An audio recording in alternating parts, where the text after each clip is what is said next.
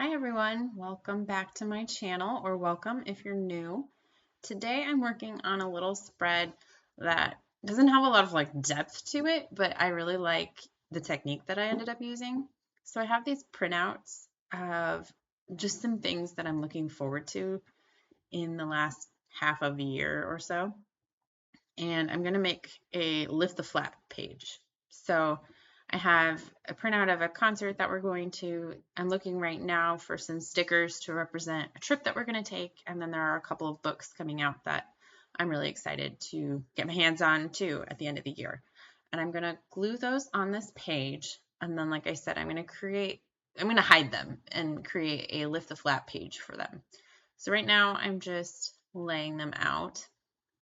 That book on the bottom with the bow on it that you can see, I don't know if you've heard of it, but it's called A Year of Junk Journaling. It's by Martina Calvi of Martina's Tiny Store.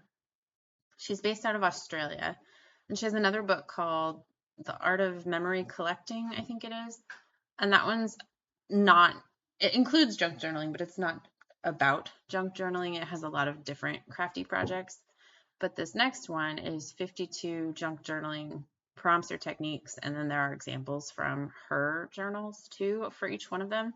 So I'm kind of excited to get my hands on that and take a look at it. I've already pre-ordered it, so it should come to me in October. I think it comes out in October. The other book on there is the next edition of Flow magazine or Flow book for paper lovers by Flow magazine, or the company that makes Flow magazine. I'm going to use this sheet of scrapbook paper. That book that I pulled it from is from Nanny's Craft Shop on Etsy.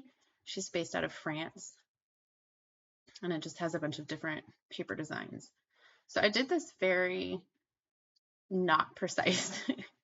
Right now, I just laid it over the page, and I'm using a pencil to kind of trace a square shape around each little grouping. And again, not precise at all. I didn't necessarily need it to match what was underneath exactly. I just want to be able to see it and get the idea. So there are three images, three sections. I only have two glued down right now, but I'm going to add these stickers for the third. And so there will be three flaps to lift up to see what is underneath. So I just used my pencil, trace, like I said, around them in kind of a rough square, rectangle shape, whatever. And then I'm going to use my X-Acto knife to cut each square, but only on three sides so that it stays attached to that base paper.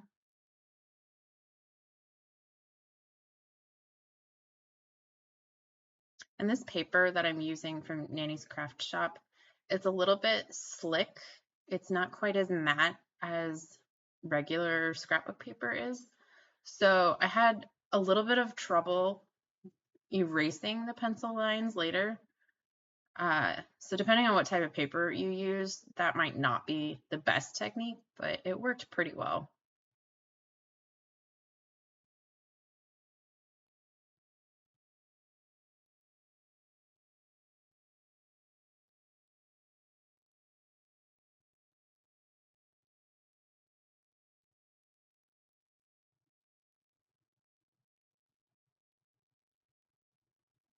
So I made sure that between each window there was enough space left for me to glue that frame around the frame, let's say.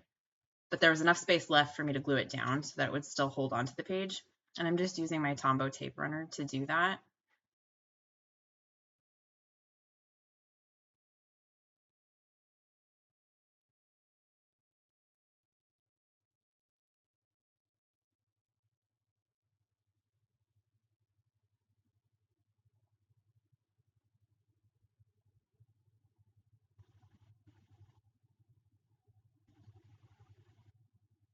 So each little window, when you pull back the flap, reveals what's underneath. They're not perfect, but they absolutely show what was under there, and it's exactly what I was intending. So I was pretty pleased with that.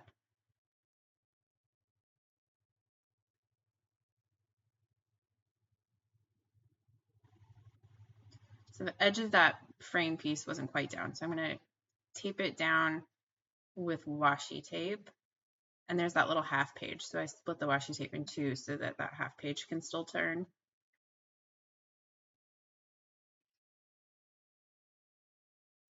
And then this little piece is going to be for some journaling where I'm going to notate and talk about the things that are underneath each of those flaps.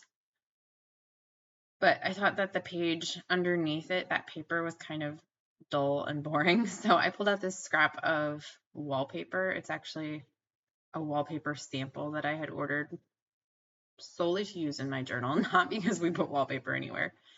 But I'm using that to just kind of spice up the background a little bit. And then I'm going to glue that scalloped piece on top of that. And that's where I'm going to do some writing.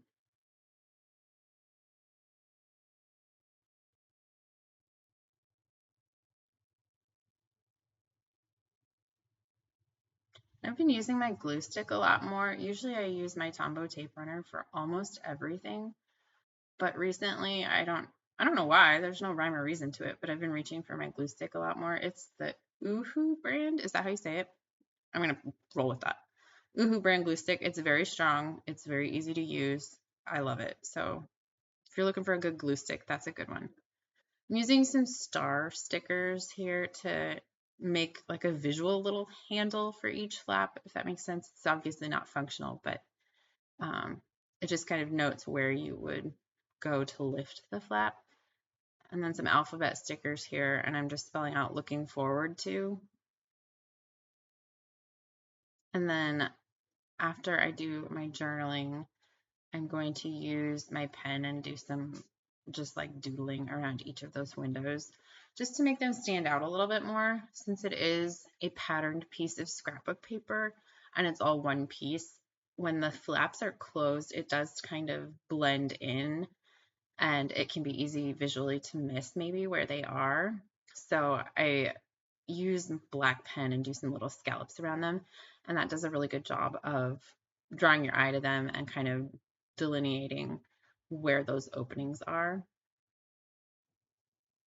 And that's pretty much it. This was a very simple spread when all is said and done, with kind of a different way of doing the imagery.